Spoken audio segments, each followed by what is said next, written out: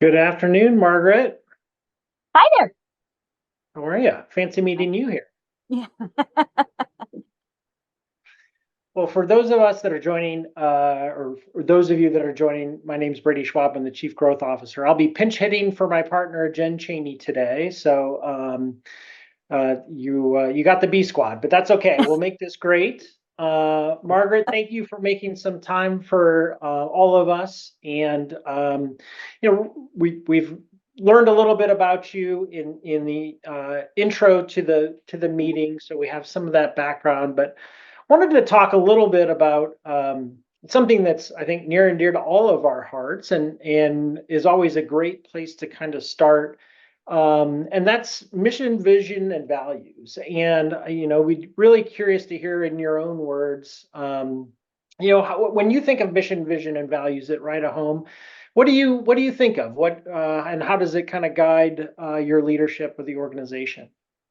Yeah, great question. I always love talking about those core elements because I think it's mission, vision, and values that really sets a culture.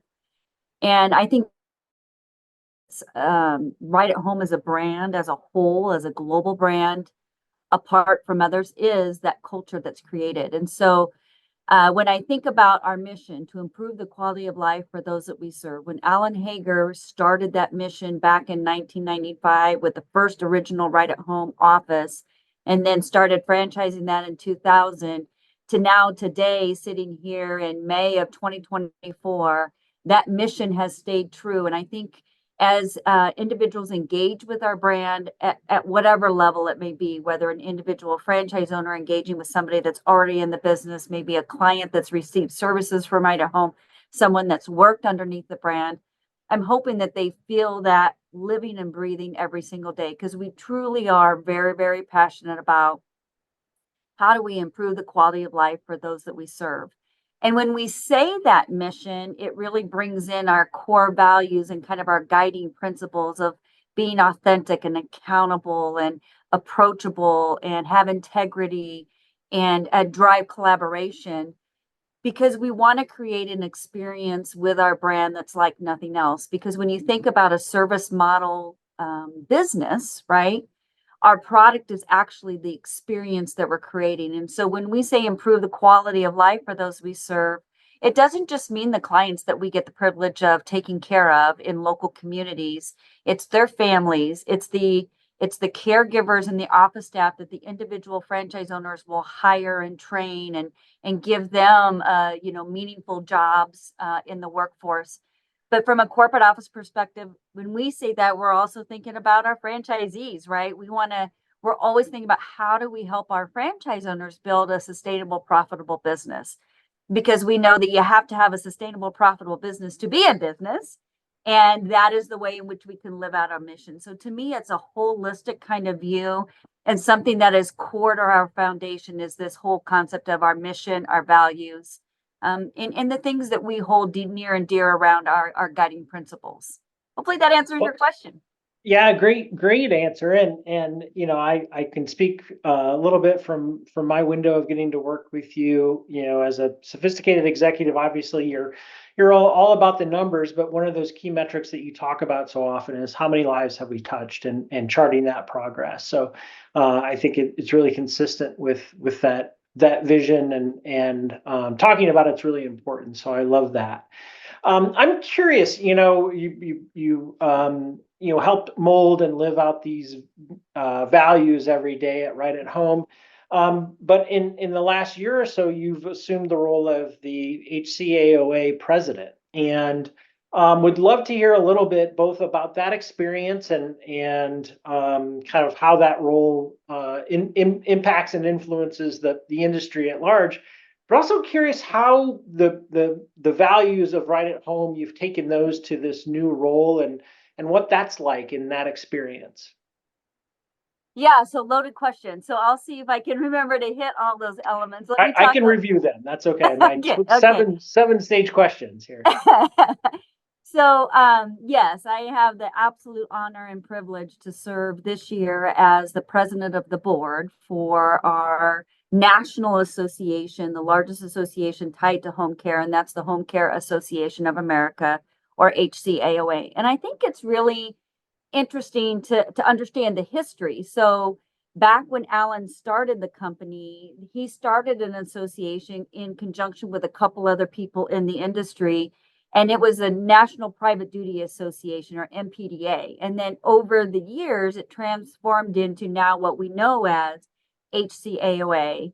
And it is a national association built on and guided towards how does it help its members navigate and advocate within this space called home care. So we're very specific around the home care space versus there's other associations like NOC that's out there that also looks at hospice and healthcare in a different way, broader than just what we're talking about from a home care perspective. So I really like the focus that HCAOA has. So as an association, one of the key benefits of this national association does come from the advocacy side. And so helping all of its members understand things that are happening at a national level, at a federal level, as well as things that are happening at a state level. And how do you advocate and support to make sure that we have seats at those tables to talk about things that are shaping our overall industry? But also HCOA does a lot of education. So helping independent owners and operators, as well as those that are part of a franchise network. So for example, with Right at Home, as with several of the other large franchise networks, we want our franchisees actively involved in the association. So specific to Right at Home, we actually pay for each of our franchise owners to have a membership in HCAOA that allows them to be a voting member at the national level. And then we encourage them where there are state associations and an HCAOA chapter to get really involved there as well. Because we know a lot of things happen at the local level first before bubbling up from a federal perspective. But so it's been an absolute pleasure to serve this year as the president of the board. Last year I was the vice president. And so next year I'll roll to be the post president, whatever, I can't remember what term they kind of use. But we rotate that. It's like a 3-year stint where you move from VP to president to post president. I get the privilege of working with such wonderful, tenured and smart people across the industry, both that are running independent home care companies and those that are associated with large franchise networks as well. And the association itself has a very large membership base, over 4,000 members. So it's an honor to do that. In terms of what am I bringing to the table, being a part of the association, I think, I have a real passion around process and thinking about how do we make things even better. So I think as I look at what we're focusing right now on as an association, we're trying to be really good at reading those tea leaves for the industry in terms of what's happening and how can we help our collective voice bring forth things that are going to help to continue support our industry. And make no mistake, the future of home care and the industry itself is extremely bright. And then I can always talk about all the things that from a right at home perspective make it super bright. But it is, I think it's probably that bringing a focus around process and making sure that we are in tune with the members of the association and hearing their feedback. So we have a membership survey that we're getting ready to send out across HCAOA, because that's something that's really important here. And not to say that it wasn't important, but that's something obviously that's really important from a right at home perspective, as well as constantly having those communication channels open to make sure we're focused on the right things. So I guess that's how I would answer the question. And did I hit all the parts? You did. It was fantastic. And I misspoke. You're the president of the board, yes, not the association. One of the questions that came in was around, do we have a lobbyist that works on behalf of the home care industry? We do. So from an HCAOA perspective, let me just start there. From that broad association perspective, obviously we have lobbyist resources that work at a federal level. And then some of the state chapters even have their own lobbyists within the state chapter. And it kind of depends on what's kind of going on in each state, where the time and energy needs to be put.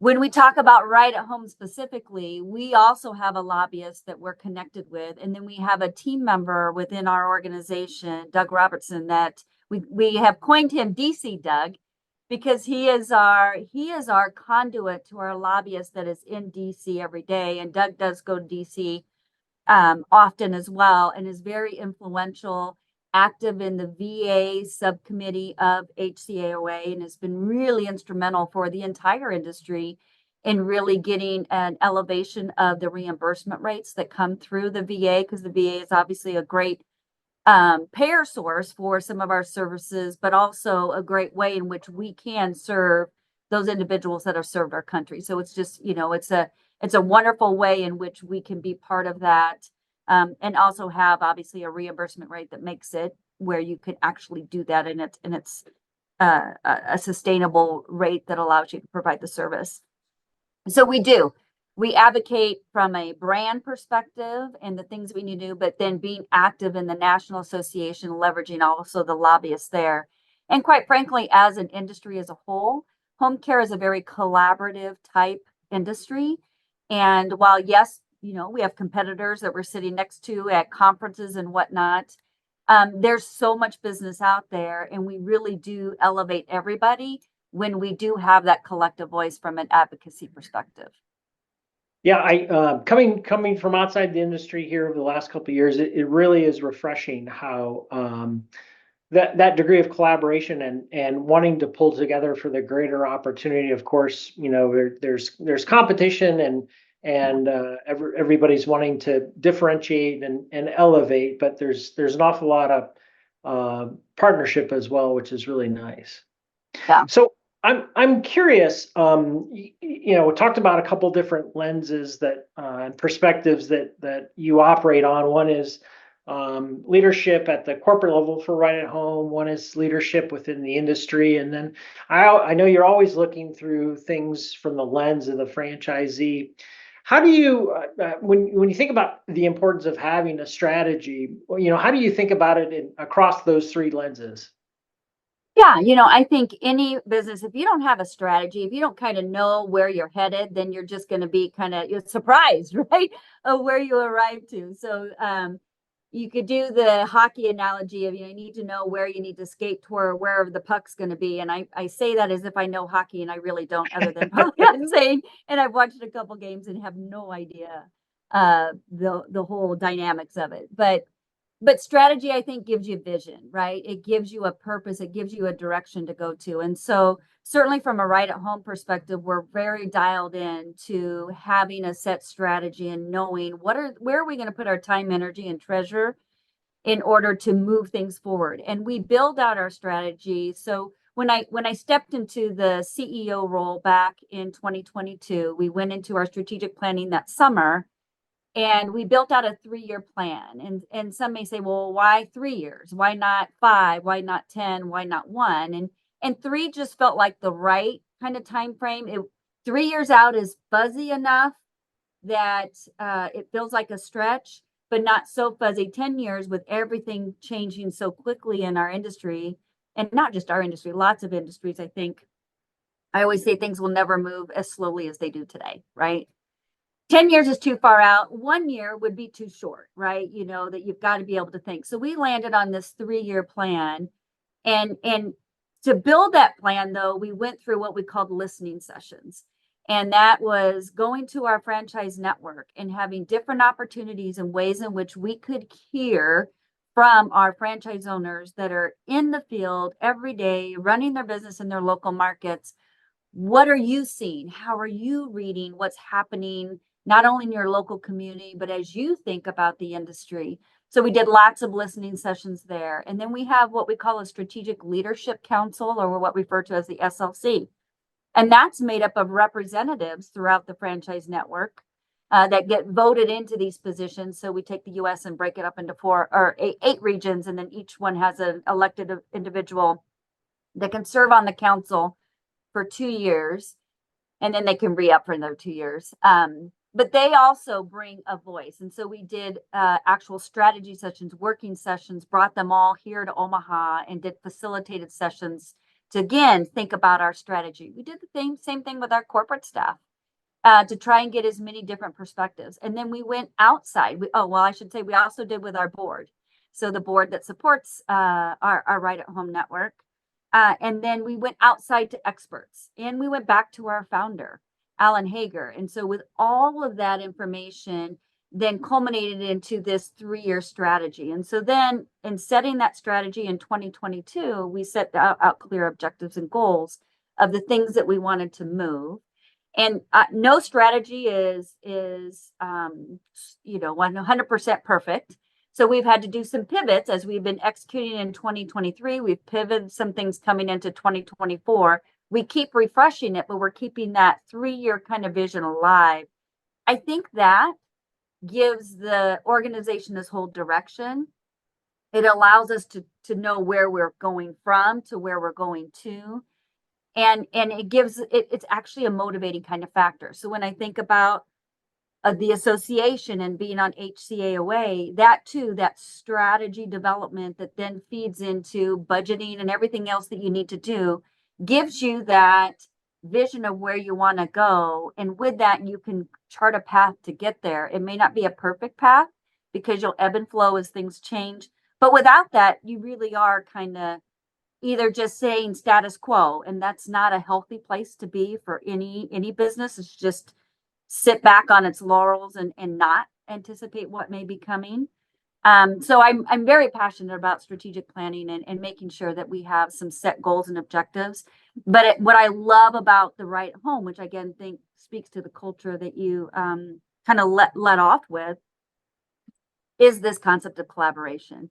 And we want to make sure that we're never from a corporate team perspective, just dreaming up all these great ideas and it sounds really great, with no context into, is that really something that's going to bring value? We don't want to, if we build it, they will come. We want to make sure we're understanding what are the challenges and the opportunities out there. What are we solving for, and solve for something that's real, while also thinking creatively and reading those tea leaves of what's to come. Yeah. And, it's interesting as I hear you talk about that, because, some of that is, that real, process and these tried and true approaches to any business or strategy or any kind of project.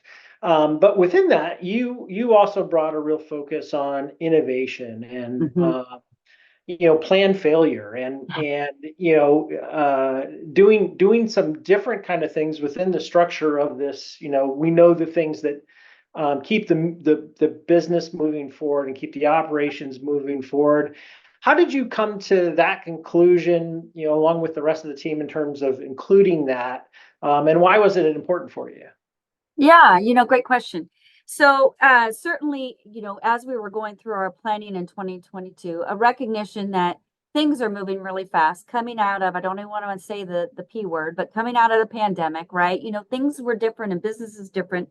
And quite frankly, the value that people see of people aging in their home versus in facilities, I think was definitely showcased and brought to light. But we've got a lot, we can continue to educate people about the value of this home care. And there's still people out there today that are maybe helping an aging loved one go through the process and aren't aware of our services. So we just need to constantly be educating about what we can do, coming alongside some of the entitlement program things that people are probably more familiar with around a Medicare perspective or a Medicaid. But innovation. So recognizing that things are moving faster and that we are going to have to be able to leverage technology, because we know that there's way more demand with the aging population than the supply of caregivers that are out there. So if anybody's hearing, well, gosh, I worry about there's just not going to be enough caregivers. The answer is there isn't going to be enough caregivers. There isn't enough base of workers behind this baby boomers to fill that in. But that doesn't mean there isn't great opportunity, because there's tremendous opportunity. It's just we have to be able to make sure Right at Home is the brand that the caregivers choose to work for, all those types of things. But recognizing that, we said we need to continue to innovate. We need to continue to be thinking creatively about how can we make things even better. And innovation doesn't have to be some brand new gee whiz gizmo, but really incremental improvements of things that we're doing today. So we said, let's carve out some resources, and that's all they think about. So they don't get distracted of a core operation thing or, something, an operating system, is down for a little bit. How do we, this group is sectioned off to just say, I want you to think about how do we continue to innovate around the business model and this concept of 1 hour care with one caregiver. And are there other things we could do, other services we could wrap around, or things we can do in living out that mission of helping people through the aging process? 2, how can we innovate around technology, either whether that's technology in the home that allows us to provide that peace of mind and maybe limit, you can either think it either way, limit the times that the caregiver actually needs to be there, and there's other support that you can bring around it that's technology based, or you still have the caregiver there, but when they're not, there's technology, or you start with technology first, and as the aging process progresses, then bring the caregiver in. So we know technology is going to change our lives in lots of ways, aging being one of them. So thinking about what's happening, because there's so many different gizmos and gadgets and things today that you could put in a home. But when I think about innovation around technology, it's not just technology that could help support care in the home, but it's also technology that can support our franchisees in the operation of the business, right? And how can you continue to leverage things like AI to drive operational efficiency on some of those things that are more commonplace, or happen multiple times a day? How could you use some of the new technology that's coming out? So we've got a team now, luckily a team under your leadership, Brady, and I'm super excited about it, because we want them to take lots of swings. And what we said to the network when we said we're going to carve out this team is, we really do. We know we're going to have to take lots of swings, and we're going to have a lot of misses. And as a brand and as a corporate office, we want to do all those swings and have all those misses until we get a home run on our dime, right? Because we recognize each of our franchise owners are independently owned and operated. And when they're starting, they're starting a business, and they're just trying to put food on their table, much less, try to innovate and do all these other things. And that's what also is the beauty of being part of a franchise network. Mm-hmm. And specifically right at home, right? Is that we can be reading tea leaves and testing some things and putting our dollars to work to figure out some of those things, and then bringing forth business models that are proven that we can show, like the right at home operating business model itself. That's why it's been so successful, Fran, because Alan put together a plan that said, this is how you too could replicate this in your local community. So that the innovation kind of follows that same kind of mindset. But we have to be innovative. We have to continue to respond to the consumer's needs and what's happening in the industry. And I think it's a really important, which is why we put definite resources towards that. Yeah. And I'd love your perspective on that, and your commitment to it. And, you and the rest of the leadership team really put your chin out there around this initiative. And it's exciting, and had great support from our ownership group and the board and everybody around. We had a really great question come in, and it was really back to your 3-year strategic plan, or our 3-year strategic plan. What's the biggest initiative undertaken since you and the team started putting these plans together? Oh gosh, so that, to me, that's a tough question. What's the biggest initiative that we've undertaken? So I'm gonna maybe this isn't the direction of what the question is going, because we have 4 areas that are part of our strategic plan around. We need to continue to drive growth. We need to innovate. We need to drive operational efficiency, right? And then we need to, our company owned was a strategy that we've been working on to say, how do we test some of these innovation things? And so what's going on there? But when I think about one of the biggest initiatives that's tied to strategy itself, is that we adopted something that a lot of our franchise owners have adopted as well, as their business have grown around this, the traction model, or EOS, the Entrepreneurial Operating System. So it's a way to say it's a operational tool that takes your strategy and brings it to life. And it allows then everybody within your organization to understand, how do they play against that strategy? How do they tie into that strategy? Where they're putting their time and energy towards, how does that connect up So you really have an organization that is rowing all in the same direction. Something that, again, our franchise owners have started to adopt as well. Many that are in what we call our performance groups, which is a whole nother discussion we could have around just a great way within the Right at Home network that as a member and an owner in it, you could get involved in a program that's just focused on helping you build and grow your business. So I think I would say all of them are equally important in terms, but having clarity around that, and putting focus on innovation, the things we've already talked about, is really then having this framework to execute is what I would say is the biggest change. If I think about where we were prior to 2022 and now where we are today, is we've really been intentional to make sure that we're focused on where we need to take the company and the brand in support of the growth of all those that are part of our network. Yeah, it certainly feels as though we have a tremendous amount of alignment, and we've celebrated some really big milestones in the last year or so as a function of that. So I maybe taking it with our last few minutes here, really, to the focus. You've seen a lot of franchisees come into the system and grow their business and provide for their families and for the other folks that they serve within their organizations. What do you think is the first thing to focus on when you start in this business? You're new to this industry, and where would you tell people to really be laser focused? Yeah, again, another one where I'm like, gosh, can I only have like one thing? So I'll give you a very general answer that'll put a bunch of things into the basket, I'm sure. But I think when I look at our most successful franchise owners, and when I think about that leap that someone is thinking about making to actually go into home care and do that with the Right at Home brand, my first piece of advice is be a sponge.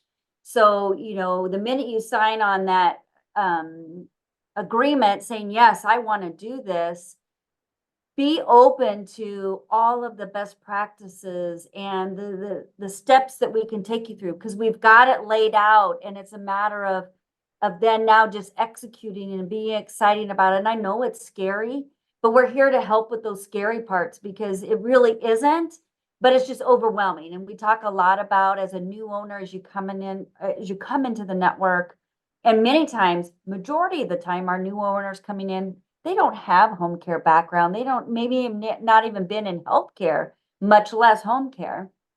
And we're prepared for that, because we've helped owners since we started franchise in 2000. We got 24 plus years experience in helping people through that process.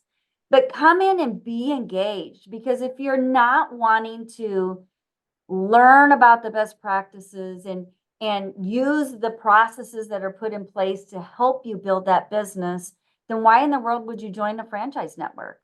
You certainly could go off and create your own brand, and maybe you would be really successful. But obviously the statistics show around franchising that when you've got a proven business model and then can come in and start executing on that, obviously there's elements of the person, right, that are really, really critical. And you need to have that tenacity and that passion and that energy that'll take you through the days when you might be pulling your hair out, but also it'll drive the just excitement that you have on all those great days when you realize the impact that you're having on so many lives.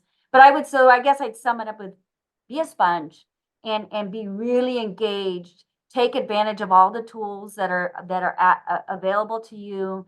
Be engaged with the corporate office. Be engaged with the other owners in your local area. Be engaged in the association, because we're all here to help you be successful. And that's a pretty great place to be when you're thinking about starting a business, if you've got a lot of people surrounding you just wanting to lift you up. Yeah, tremendous amount of generosity with our system, wanting to see the whether it's the most tenured owner or the newest owner grow and thrive in this business. It's just really, really fun to be a part of. So I want to thank you for your time today, and I hope everybody was able to join us and enjoyed it as well. But your leadership of right at home the industry and the system is really appreciated, and we're grateful to have you, Margaret. Thank you. Oh, my pleasure. Thank you. I appreciate the opportunity. All right. Thanks. Bye-bye.